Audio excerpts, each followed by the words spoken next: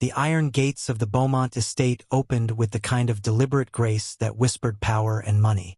The long, winding driveway was lined with perfectly trimmed hedges and cherry blossom trees, whose petals danced across the asphalt like fragments of pink silk.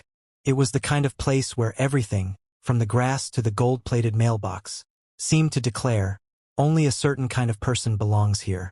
Lily Parker wasn't that kind of person. Her taxi stopped near the servants' entrance at the side of the mansion. She stepped out, clutching a small, worn suitcase and the letter of employment that had changed her life only a week ago. Her shoes were clean but old, her black hair tied into a neat bun. She stared at the sprawling house, white stone, high columns, and windows so tall they reflected the morning sun like mirrors, and told herself not to be afraid. It was a job, nothing more. Work hard. Keep quiet. Save enough to pay for her brother's tuition. That was all that mattered. A tall, lean man with silver hair approached her. His suit was crisp, his movements precise. "Miss Parker?" he asked. "Yes," she replied quickly, her voice uncertain. "I'm Daniel," he said, extending a hand. "Head butler. Welcome to Beaumont Estate. You'll find we value discipline here. Mrs. Beaumont expects perfection. You're here to make that happen." Lily nodded, grateful that he at least sounded polite. "Yes, sir." "Good. Come along." He led her through a side door into a world that felt like another planet. The marble floors gleamed under the light of crystal chandeliers. The air carried the faint scent of lavender polish and expensive perfume. Every step echoed softly, swallowed by the mansion's silence. Daniel spoke as they walked. "Your duties will include cleaning the East Wing, assisting in the kitchen when needed, and serving during dinners. The family are particular people. Mrs. Beaumont likes things done her way. Learn her rules and you'll last." They stopped in a narrow corridor lined with staff quarters. He opened a door. "This will be your room. Uniforms are in the wardrobe. Breakfast for staff is at 6 sharp. One more thing." He turned, lowering his voice. "Do not go upstairs after 10 p.m. That floor belongs to the family." "Understood." Lily hesitated but nodded. "Understood." When he left, she sat on the edge of her small bed and let out a long, steadying breath. Outside her window, the cherry blossoms swayed, and for a brief moment, she wondered what kind of people lived in a house so large it needed a staff of 12. By evening, the mansion came alive with quiet activity. The Beaumonts were hosting a private dinner for investors. The kitchen buzzed with energy, silver trays clinking and the scent of roasted duck filling the air. Lily moved quickly between the dining room and kitchen, careful not to drop anything. It was her first real test. When she entered the grand dining hall, Mrs. Victoria Beaumont stood near the table, inspecting every detail with the cold precision of a queen. Her dark hair was swept into a smooth chignon, her diamond earrings catching the chandelier light. She didn't need to raise her voice to command authority. Her mere presence was enough. "Lily, is it?" Victoria asked without looking up. "Yes, ma'am." Victoria's finger traced an invisible line along the polished table. "You missed a spot."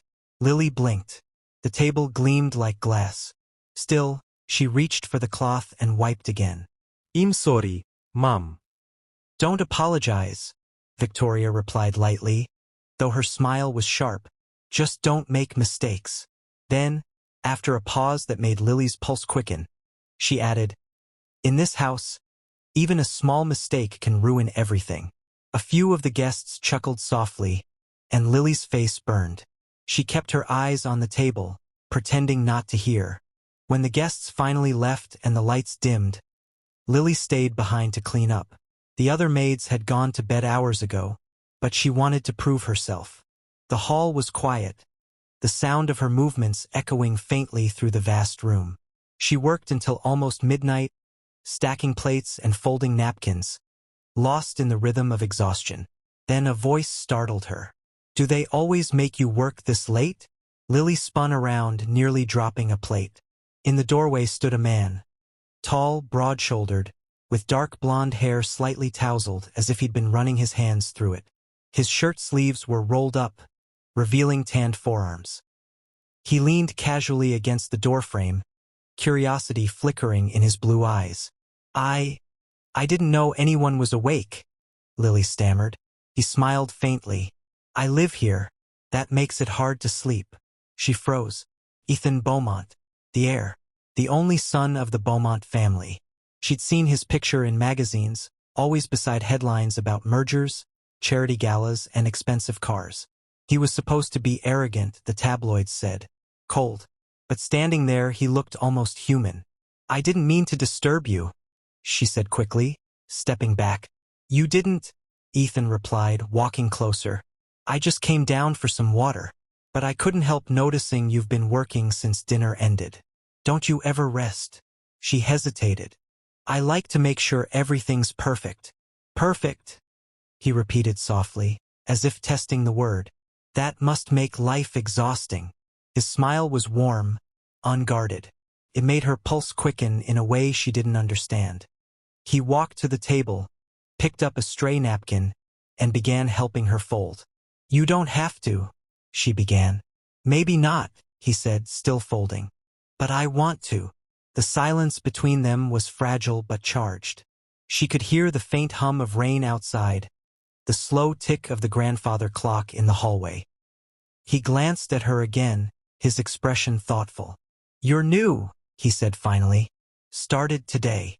Then welcome to the madhouse, Ethan said lightly. Try not to let my mother intimidate you. She has that effect on everyone. Lily smiled before she could stop herself. I'll keep that in mind. Their eyes met and something flickered. It wasn't love, not yet. But it was recognition. Two people from different worlds, drawn by something neither could explain. Good night, Lily, Ethan said quietly. Good night, sir. Ethan, he corrected gently. Call me Ethan. He turned and left, his footsteps fading down the corridor. Lily stood there for a long time, her heart pounding, her fingers still trembling around the napkin she'd been folding. The next morning, the mansion buzzed with whispers. Ethan Beaumont had been seen in the kitchen, talking to the new maid. The staff, always alert for gossip, exchanged knowing looks. Mrs. Harper, the head cook, cornered Lily during breakfast. You'd best keep your head down, girl, she warned in a low voice. You're not the first to catch his eye. Lily frowned. It wasn't like that. It never is, Mrs. Harper muttered, stirring her coffee. But in this house, a rumor can get you fired faster than a mistake. The warning echoed in Lily's mind all day. She tried to avoid Ethan, keeping to the servants' corridors, but the mansion was alive with coincidences. He appeared in the library when she dusted the shelves. He passed her in the garden, pausing to ask if she liked working there. Each encounter was brief but impossible to forget. One afternoon, she brought coffee to his study. He was reading, glasses perched on the edge of his nose. You don't have to knock, he said without looking up. I can always tell when it's you. Her hand trembled as she set the cup down. How? He finally looked up, eyes glinting with quiet amusement. You hum when you walk. You probably don't notice it. She felt her face grow warm. I'm sorry. I didn't. Don't apologize, he interrupted softly. It's nice. Their eyes met again. The air felt heavier, tighter. She turned quickly, pretending to adjust the curtains. Anything to avoid the way his gaze made her heart race. From the hallway, Daniel's voice called, Mr. Beaumont, your mother requests you in the drawing room. Ethan sighed. Saved by the bell, he murmured, smiling faintly. See you around, Lily. When he left, Lily pressed a hand against her chest, trying to calm the wild rhythm beneath her ribs. It was late again when the storm came. Thunder rolled over the Hamptons, shaking the windows. Rain fell in sheets against the glass. The mansion plunged into darkness as the lights flickered and went out completely. Lily grabbed a candle from the counter and lit it, the flame trembling with her hand. She started down the corridor to check the doors, but a voice in the dark made her stop. Scared of the storm? She turned. Ethan stood behind her, holding a flashlight that cast a soft glow across his face. His hair was damp, his shirt open at the collar. I didn't hear you, she said, startled. I was in the study. Thought I'd come check the generator. But Daniel's already on it.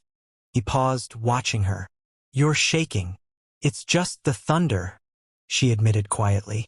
Ethan stepped closer, his voice low. You don't have to be afraid. You're safe here. The candlelight flickered between them, painting gold in his eyes. For a heartbeat, neither moved. The sound of rain softened, the world narrowing to just the two of them in that long, dark hallway. Lily turned away first, forcing a small laugh. I should get back to work. He nodded slowly, though his gaze lingered. Good night, Lily. Good night. As she walked away, she could still feel the warmth of his presence behind her, like the ghost of a fire she didn't dare touch. And yet, deep inside, she knew the spark had already caught. The morning after the storm, sunlight poured through the mansion's tall windows, as if trying to erase the memory of the night before. Yet for Lily, the warmth of that light did little to calm the unease curling inside her chest. Every time she closed her eyes, she saw him, Ethan, standing close enough that she could hear the rhythm of his breathing, his voice low and steady as thunder murmured beyond the windows. She told herself it was foolish. He was her employer, the son of the people she served. And still, her hands trembled when she set the breakfast table, and her pulse quickened when she heard footsteps in the hallway that might have been his. Ethan, on his part, tried to busy himself with work. He sat in his father's office on the third floor, going over property documents and expansion plans. But his mind wasn't on business. It hadn't been since the night he found her in the dark corridor. Scared, alone, yet composed in a way that humbled him. He had grown up surrounded by people who wore confidence like armor. Theirs was a world of performance. Every gesture rehearsed, every smile calculated. But Lily was real. She didn't try to impress him. She didn't care who he was, and that alone made him want to be near her. He looked out the window. Below, in the courtyard, he spotted her watering the garden flowers, her uniform pressed neatly, her hair pulled back, the morning light brushing against her face. For the first time in years, Ethan smiled for no reason at all. Victoria Beaumont noticed everything. She always did. She sat in the drawing room, a porcelain cup balanced gracefully between her manicured fingers, as her friend and neighbor, Mrs. Alden, spoke about charity committees and weekend galas. But Victoria's gaze wasn't on her guest. It lingered instead on the window, where Ethan stood, clearly distracted. Ethan seems preoccupied these days, Mrs. Alden observed, following her gaze. Business, I imagine, Victoria replied smoothly, hiding the tension in her voice. He's taking more responsibility with the company. Her friend nodded, satisfied, but Victoria's mind continued to churn. She had raised Ethan to be strong, focused, untouchable. Distraction was not in his nature, unless something or someone had caused it. Later that day, she decided to find out who. In the servants' corridor, Lily was polishing silverware when Victoria's heels clicked against the marble behind her. Lily straightened immediately, heart thudding. Mrs. Beaumont, she greeted softly. Victoria's voice was calm, almost kind. You've been doing well, I hear. Daniel says you're quite efficient. Thank you, ma'am. Victoria tilted her head, studying her. Where are you from, Miss Parker? Lily hesitated. Ohio, ma'am. Ohio, Victoria repeated, as though the word itself were beneath her. And your family? My mother passed when I was young. I have a younger brother. He's in school. How noble, Victoria murmured, her tone unreadable. Tell me, have you enjoyed your time here so far? Yes, ma'am. Victoria smiled fondly. Good. Keep your head down and you'll do well. This house rewards loyalty and punishes curiosity. Lily didn't breathe until Victoria's perfume had faded down the hallway. Only then did she realize her hands were shaking again. Days passed, and the quiet pull between Lily and Ethan deepened into something neither of them could ignore. Their meetings were accidental at first. Passing in the hall, a shared glance in the garden, a polite exchange over breakfast service. But accidents became habit. One afternoon, while the house was empty and the family was out at a charity luncheon, Lily went to dust the piano room. She was halfway through polishing the black lacquer when Ethan's reflection appeared in the mirror above the mantel. "I think that piano's seen more polish than music lately," he said lightly. Lily turned, startled. "Mr. Beaumont, Ethan. I didn't know anyone was here." "I canceled my meeting," he said simply, stepping closer. "I didn't feel like pretending to care about real estate numbers today."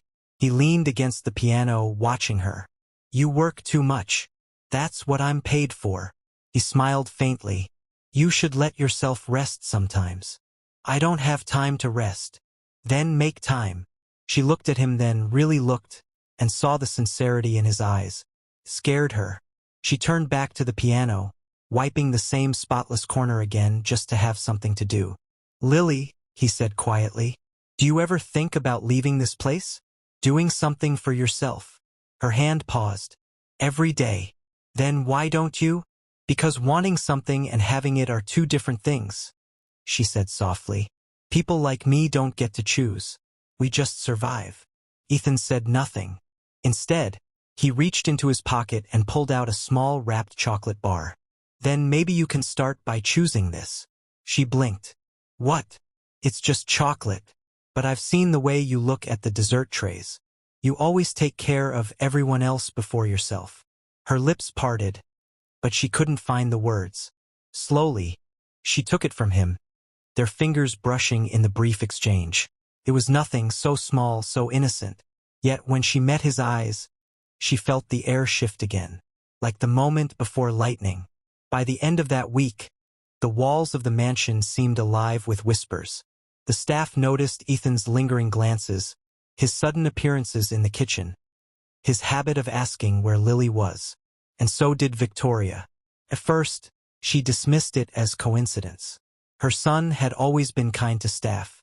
But when she caught him one evening walking through the servants' corridor, a place he had never entered before, her heart sank. "Ethan," she called sharply. He turned, startled. "Mother, what are you doing here?" "Just checking the wine inventory," he said too quickly. Victoria's smile was cold. "That's Daniel's job." He hesitated, then nodded once and walked past her, his jaw tight. She watched him go, fury and fear mixing inside her. She knew that look. She had seen it once before, on her late husband's face, when he fell in love with someone beneath their station. It had taken her years to bury that scandal. She would not allow her son to make the same mistake. The next day, Victoria called Daniel to her private study. The butler stood silently as she poured tea. "Tell me the truth," she said, her voice calm but lethal. "Is my son distracted by one of the maids?" Daniel hesitated. "Ma'am, I wouldn't presume." "Don't play games with me, Daniel. I trust you because you see everything." He lowered his eyes.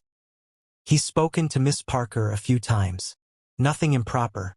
But there's an understanding between them." Victoria's hand tightened around the teacup. "I see. Thank you, Daniel. That will be all."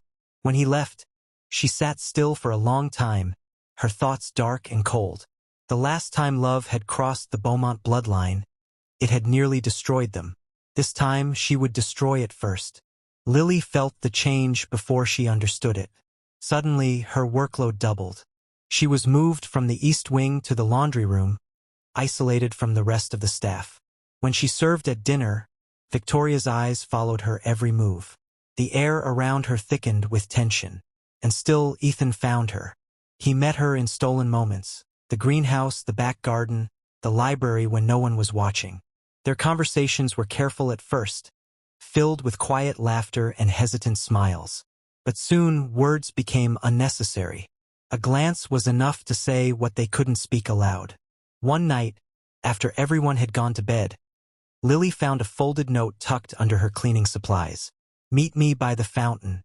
Midnight." Her heart raced as she read it. For a long time, she sat on her bed, torn between fear and longing. Then, just before midnight, she wrapped a shawl around her shoulders and slipped into the night. The garden was silent except for the soft murmur of water. Ethan stood by the fountain, waiting. When he saw her, his face softened. "I didn't think you'd come," he said. I shouldn't have, she whispered. I know, but I'm glad you did. For a long moment, they stood in silence, the distance between them shrinking until his hand brushed hers. Lily, he said quietly, I don't care about what people think. I just care about you. Her breath caught. You don't know what you're saying. I do, he said firmly. I know that every time I see you, I feel like I'm finally awake. And I know I can't keep pretending this is nothing. She shook her head, tears stinging her eyes. Your mother will never allow it. Then she doesn't have to know. Not yet. When his fingers slipped through hers, something in her chest broke open. She didn't pull away. The world around them faded, no mansion, no rules, no boundaries. Just two people under the pale silver of moonlight, daring to believe in something impossible. When he kissed her, it was slow, hesitant, like a secret being whispered for the first time. And in that moment, she knew her life would never be the same. But even in the quiet, the walls had eyes. From an upstairs window, Victoria Beaumont watched the scene unfold. Her jaw tightened. The reflection of her son and the maid embracing burned into her mind like fire. She didn't shout. She didn't cry. She simply turned away, her expression cold and calculating. If Ethan was blind to the danger, she would make him see it. And if Lily Parker thought she could rise above her place, Victoria would make certain she fell harder than she could ever imagine. The Beaumont mansion had always been a place of quiet perfection, until now. Beneath its polished surfaces, whispers began to crawl like cracks under glass. Victoria Beaumont was the kind of woman who didn't react, she calculated. When she saw her son and the maid beneath the moonlight, she didn't confront them immediately. She waited, watched, and planned. She began by tightening control over every corner of the house. Servants were reassigned. Lily's access to certain rooms was revoked. Ethan's schedule became suspiciously full, arranged by his mother herself. Meetings, charity visits, investor luncheons, anything to keep him away. But love, once awakened, was a stubborn thing. Lily knew the distance wasn't coincidence. The atmosphere in the house had changed overnight. The other maids avoided eye contact. Conversations stopped when she entered the room. Even Daniel, the kind butler who had guided her on her first day, looked at her with quiet warning in his eyes. Still, she held her head high. She worked harder, smiled less, and told herself that this too would pass. But it didn't. It worsened. She hadn't seen Ethan in days. Then, one evening, she found a note slipped beneath her pillow. Meet me by the old greenhouse. 11 p.m. Her heart leapt. She almost tore through the corridors barefoot, but reason pulled her back. She waited until the house was quiet before sneaking out into the cool night. The greenhouse stood at the far end of the garden, an elegant ruin of glass and ivy. Inside, the air was thick with the scent of roses and damp soil. Ethan stood by the old stone bench, looking tired but relieved when he saw her. Lily, he breathed, stepping forward. I've missed you. She wanted to cry at the sound of his voice. Your mother. She knows, doesn't she? She suspects, he admitted. But I don't care anymore. I've spent my life doing what's expected of me. For once, I want to do what feels right. Being with me isn't right, she said softly. Not in their world. Then I'll leave their world. She looked up at him, startled. What? I've been thinking about it, Ethan said. I'll sell my shares, step down from the company, move away. We could go somewhere new. Start over. Her lips trembled. You'd give up everything? I already have everything, he said gently, brushing a stray lock of hair from her face. Except you. Her resolve faltered. For the first time, she allowed herself to believe it. That maybe, somehow, this impossible dream could become real. She let him hold her, her head against his chest, his heartbeat steady and warm. But what neither of them knew was that they were not alone. Hidden in the shadows near the greenhouse door stood one of the staff, Harriet, Victoria's personal maid. She watched silently, horror and fascination tangled on her face. By morning, the entire house would know. The next day began like any other, but the tension was different this time. Thicker, sharper, charged with something unseen. Lily was dusting the corridor when Daniel appeared beside her, his voice low. "Miss Parker," he murmured. "Mrs. Beaumont has asked to see you." In her study. Her hands froze around the duster. Now. Now. Every step to that study felt heavier than the last. When she entered, Victoria was waiting behind her desk, sunlight streaming across the polished wood, her expression as calm as ice. "Sit," she said. Lily obeyed, her knees weak. Victoria folded her hands. "I'm not going to waste words. I know about you and my son." Lily's breath caught. "Mrs. Beaumont, don't insult me by denying it," Victoria interrupted. "You think I don't recognize that look? The stolen glances, the midnight meetings, the same foolishness that ruined my husband's legacy once." Lily stared at her, speechless.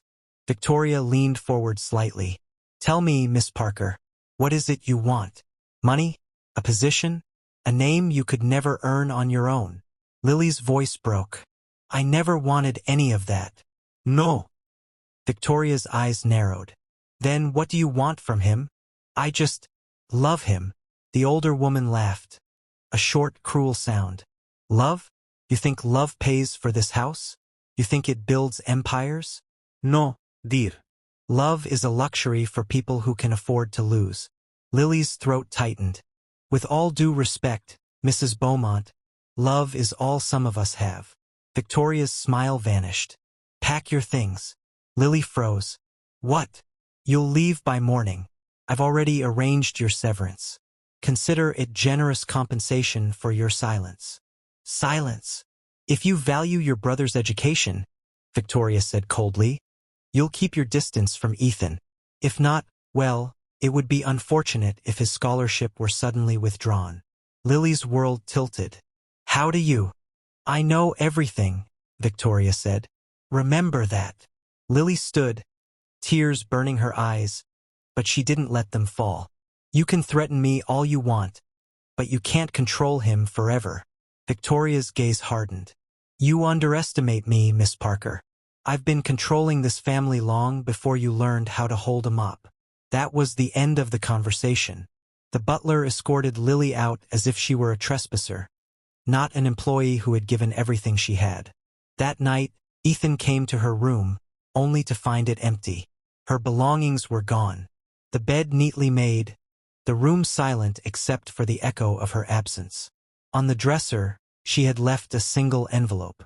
Inside was a short note, written in shaky ink. I'm sorry. "Please don't come after me. You have a life worth protecting. Lily." Ethan's chest constricted. He stormed to his mother's study without knocking. "What did you do?" he demanded. Victoria looked up, unfazed. "I did what any mother would do, protected her son from ruin." "You had no right." "I had every right," she said calmly. "You're not thinking clearly. She's beneath you, Ethan. She doesn't belong in your world." "She is my world," he snapped. Victoria's expression faltered for the first time. "You're blinded by infatuation. You'll thank me someday." "I'll never thank you," he said, voice low, trembling with rage. "You've taken everything from me." He turned and left before she could answer. The slam of the door echoed through the mansion like thunder. Days passed. Weeks. Ethan refused to attend family meetings or business events. He barely spoke to anyone. The house grew colder without his laughter, quieter without Lily's presence. Victoria told herself she had done the right thing. That time would heal him, that he'd forget the maid and return to his rightful path. But one morning, Daniel entered her study, his expression grim. "Mrs. Beaumont, there's something you should know. Ethan's gone." She froze. "Gone where?" "He left early this morning. Took a suitcase and the keys to one of the cars." Victoria's teacup slipped from her fingers, shattering on the floor. No. He met her eyes. "He left a letter." When she unfolded the note, Ethan's handwriting was unmistakable. "Mother, I understand now that you'll never see the world as I do. You think you're protecting me, but you're only keeping me in a cage built from your own fears. You taught me that the Beaumont name meant power. But what is power without peace? Without love? I'm going to find her. Don't follow me, Ethan. Victoria sank into her chair, the letter trembling in her hands. For the first time in years, she felt something she didn't recognize, fear. Because this wasn't just a rebellion. This was love stronger than control. Lily, meanwhile, had returned to her small hometown. The rented apartment smelled faintly of dust and laundry detergent. She worked double shifts at a local diner, trying to bury her heartbreak in exhaustion. Her brother, unaware of the storm she'd survived, talked about school and scholarships, about one day moving somewhere new. She smiled for him, but at night, she cried quietly into her pillow, clutching the memory of Ethan's voice. She thought it was over, that the world had set its boundaries, and she had accepted them. Until one late afternoon, a familiar car pulled up outside the diner. The sun caught the silver paint, and her heart stopped. The door opened, and Ethan stepped out. Tired, unshaven, but alive, and more real than any dream. For a moment, they just stared at each other through the window, separated by the glass and the weight of everything that had happened. Then he walked in. The bell above the door chimed softly. The whole diner seemed to fade as he said her name. Lily. She couldn't move, could barely breathe. What are you doing here? I told you I'd find you, he said quietly. And I'm not leaving without you. Tears filled her eyes, disbelief and love crashing together. Ethan, your family isn't my life anymore, he said. You are. And in that small-town diner, under the hum of fluorescent lights, the heir who gave up everything wrapped his arms around the maid who had nothing. And for the first time, neither of them cared who was watching. But as they held each other, unaware of the world outside, a sleek black car parked quietly across the street. Inside sat Victoria Beaumont, watching through the window, her face unreadable, her hands clasped tightly in her lap. She had followed him after all. And though she said nothing, one truth burned in her eyes. This story was far from over. The news spread through New York's high circles faster than champagne at a charity gala. Ethan Beaumont had walked away from the empire. Investors whispered. The press speculated. Board members panicked. But the Beaumont heir didn't care. For the first time in his life, Ethan was free from expectations, from appearances, from the cold marble walls of his mother's world. And somewhere between the chaos of leaving everything behind, he found something purer than any fortune. Lily. They moved into a modest apartment on the outskirts of Brooklyn. A two-bedroom flat with creaky floors, leaky taps, and sunlight that streamed through lace curtains every morning. For Lily, it was heaven. For Ethan, it was humbling. He learned to make coffee the wrong way first. Burnt, bitter, and too strong. She laughed until she cried, showing him how to brew it properly. He fixed the door handle with too much glue. She teased him for days. Their lives became a rhythm of small joys and imperfections. Sometimes, they'd take long walks along the pier, talking about everything and nothing. She told him about her childhood, about growing up in a small house with 3 siblings, about her mother's laugh before the sickness came, about the nights she dreamed of seeing the city lights. Ethan listened, mesmerized. I had everything, he said one night as they watched the sunset paint the skyline gold. And I never saw what mattered. Lily smiled softly. And now that you have nothing? He turned to her. Now I have you. But freedom came at a cost. The Beaumont family name was power, and Ethan's absence created a vacuum. Within weeks, the company board called emergency meetings. Investors demanded answers. Reporters camped outside the mansion gates, asking questions Victoria couldn't deflect forever. Finally, she held a press conference. Her hair perfect, her posture regal, her voice steady. My son, she said, is taking time away to focus on personal matters. The family business remains strong under my leadership. She smiled for the cameras, but behind that smile lay fury. She had given her life to build a dynasty, and her son had abandoned it for a maid. Her friends whispered pity behind her back. The same women who once envied her now spoke of her family with quiet ridicule. That humiliation festered like poison. So when the private investigator she'd hired returned with photographs of Ethan and Lily living together, she didn't weep. she planned. Meanwhile, life for Ethan and Lily wasn't as easy as romance novels promised. Bills piled up. Ethan refused to touch the Beaumont accounts or trust funds. "If we're doing this," he'd said firmly, "we're doing it on our own."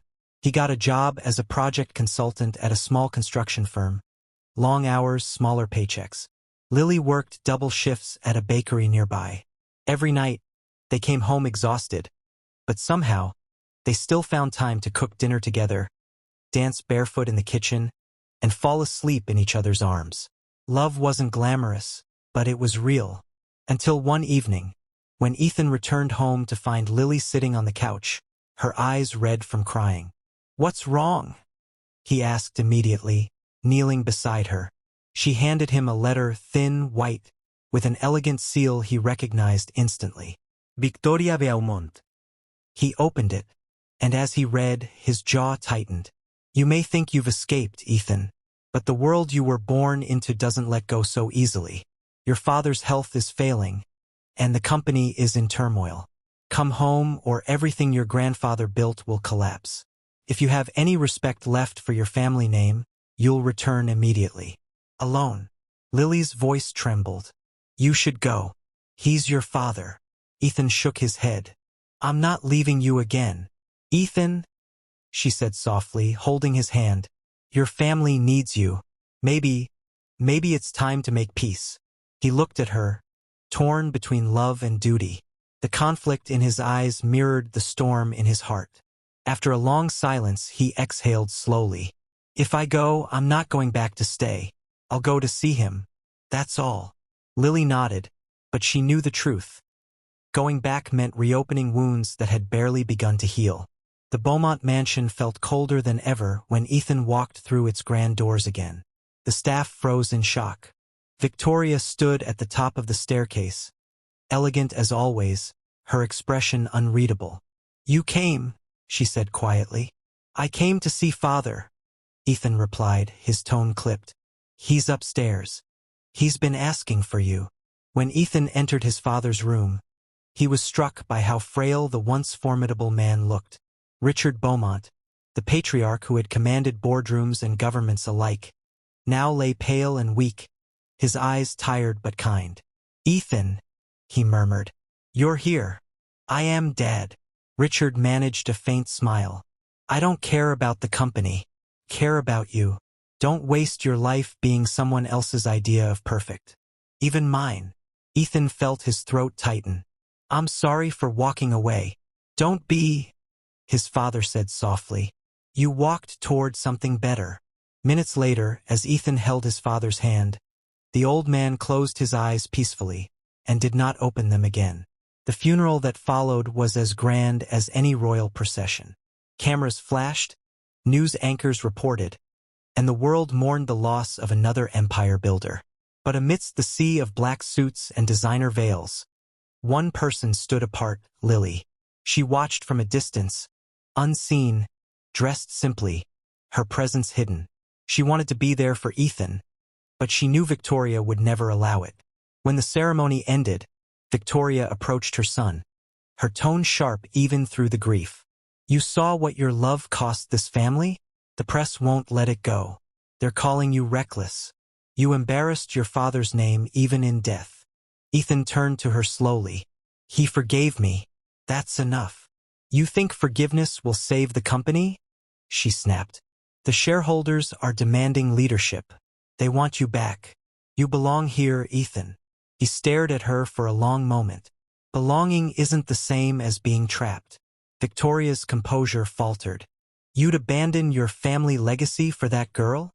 "I'd abandon the world for her," he said quietly, "because she never made me choose between who I am and who I love." He walked away before she could speak again, and for the first time Victoria Beaumont felt the ground shift beneath her. A power she could not command, slipping forever out of reach. That evening, Ethan returned to Brooklyn. Lily was waiting by the window, her hands clasped nervously. When he stepped through the door, she ran to him, tears already streaming down her cheeks. "I saw the news. I'm so sorry." He pulled her close, burying his face in her hair. "He's gone, but I think he understood." He didn't hate me for leaving. He just wanted me to be happy. She held him tighter. Then let's make him proud. Let's live the kind of life he would have wanted for you. He looked at her, eyes glassy but full of warmth. Lily Parker, marry me, she gasped. Ethan. He dropped to one knee, no ring, no grand gesture. Just sincerity that filled the room. I don't have a mansion anymore, or the Beaumont fortune. But I have love. And I'll spend every day proving it to you. Tears spilled freely down her face as she nodded, whispering, Yes, yes, Ethan, I will. They married 2 weeks later in a small chapel by the river. Only Daniel attended, standing proudly beside Ethan as witness. Lily wore a simple white dress borrowed from a friend.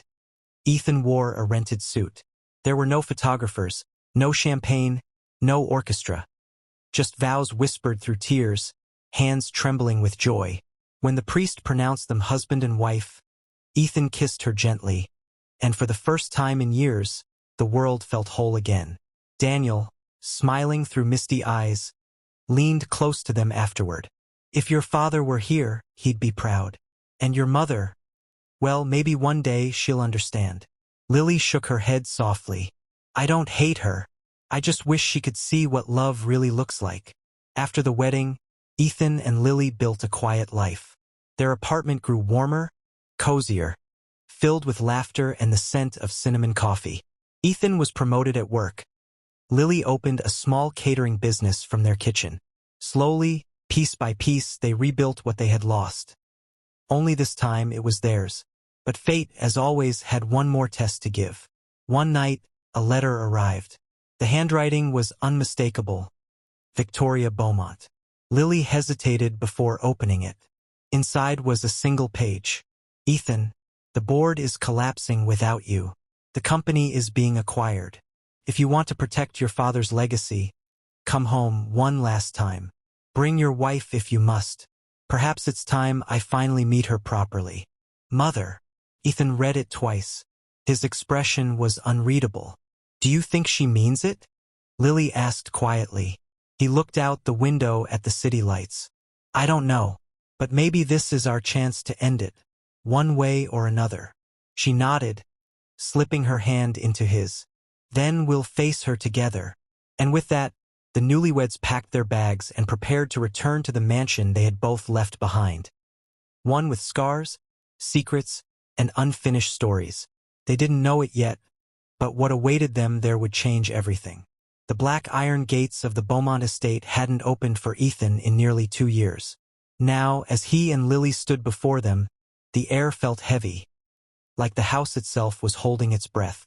The guard recognized Ethan immediately, his jaw slack with disbelief before he buzzed them through. The mansion loomed ahead, majestic, cold, and silent. Lily squeezed his hand. Are you ready? Ethan exhaled, eyes fixed on the front doors. Not really, but it's time. Inside, nothing had changed. The chandeliers still glimmered with cruel perfection. The marble floors gleamed as though no one had ever walked them, and the portraits of ancestors still watched from the walls like silent judges. But the air was different. For the first time, Ethan wasn't the obedient heir returning home. He was his own man, and beside him stood his wife, unashamed and unafraid. Victoria Beaumont awaited them in the grand parlor, standing beside the massive window that overlooked the gardens. She was dressed impeccably as always, but her expression had softened. Not the rigid steel of before, but something unreadable. Mother, Ethan greeted quietly. Her gaze shifted to Lily. So this is the woman who changed my son's entire world. Lily nodded respectfully. Mrs. Beaumont. Victoria studied her for a long moment, her face unreadable.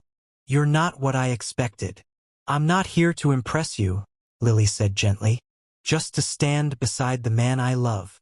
The older woman's lips pressed together, neither smiling nor frowning. Come. We have much to discuss. The parlor door shut softly behind them.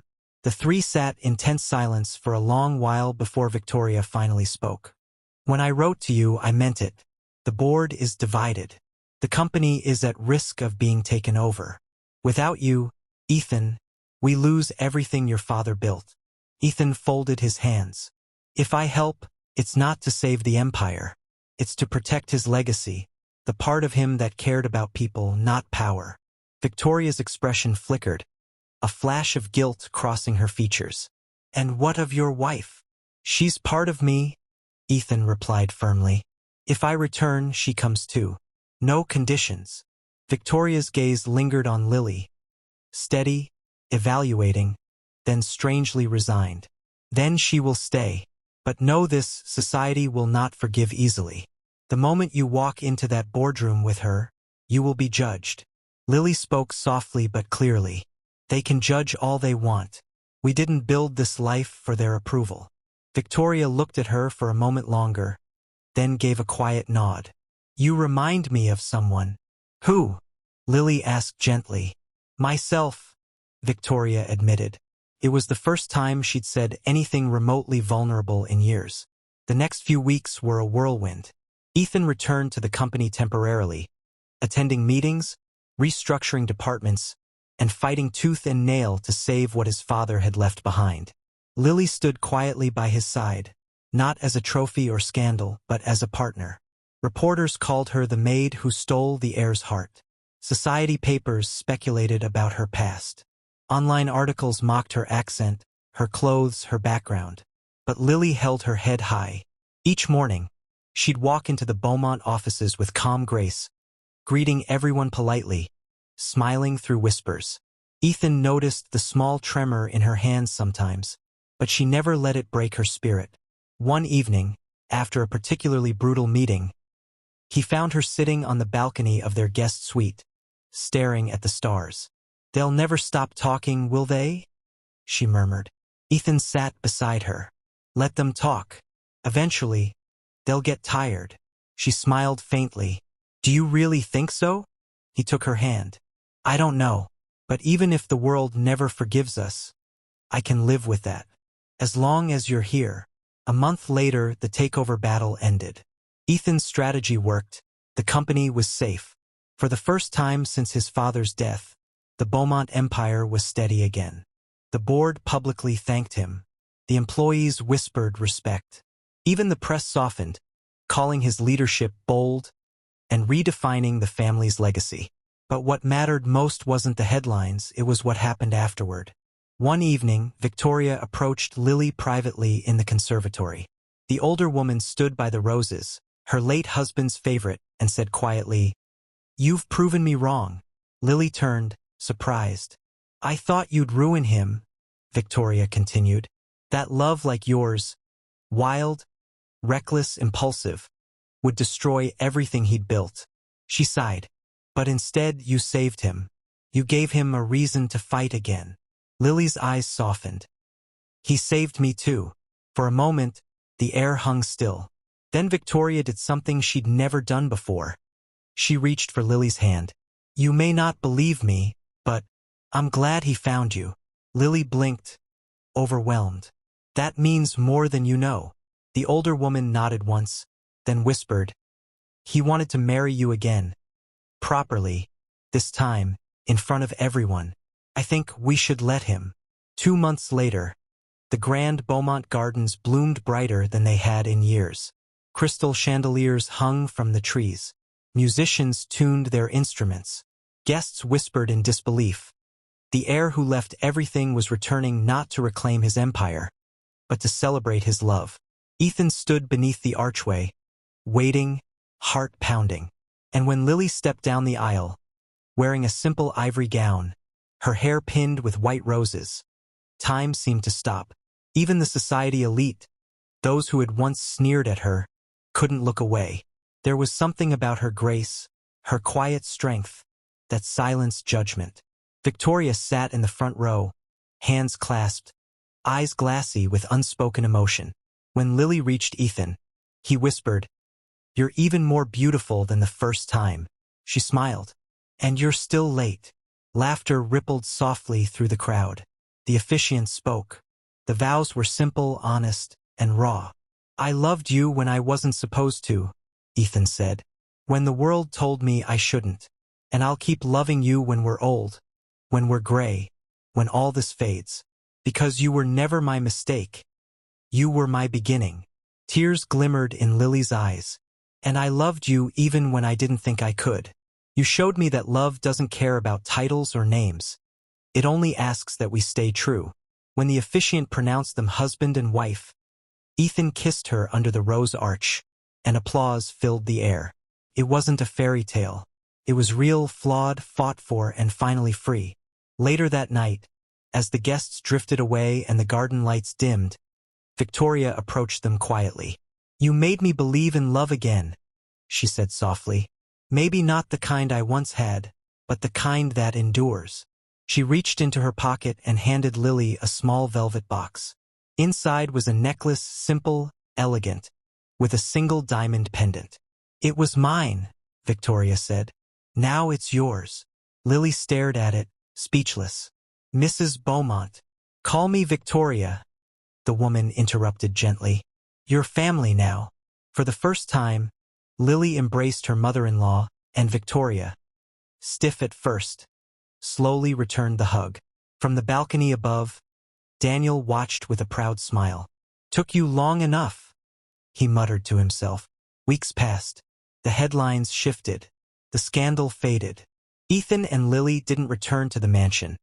They chose a modest countryside home near the ocean. The mornings smelled of salt and coffee. The evenings were filled with laughter and the sound of waves. Ethan wrote sometimes essays about leadership, forgiveness, and love. Lily started a foundation to help working-class women find education and opportunity.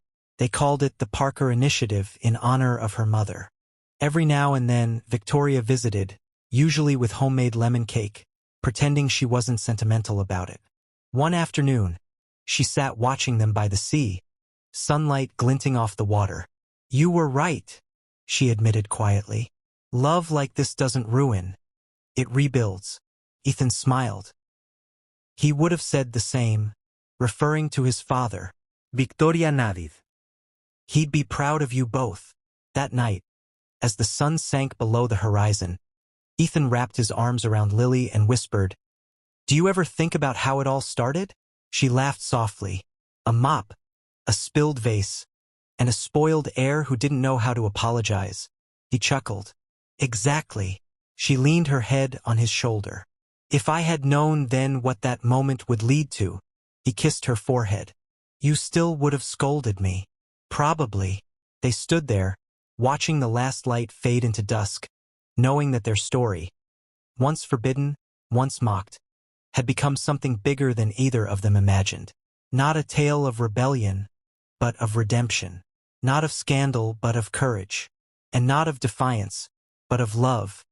Unbreakable, unstoppable, and finally free.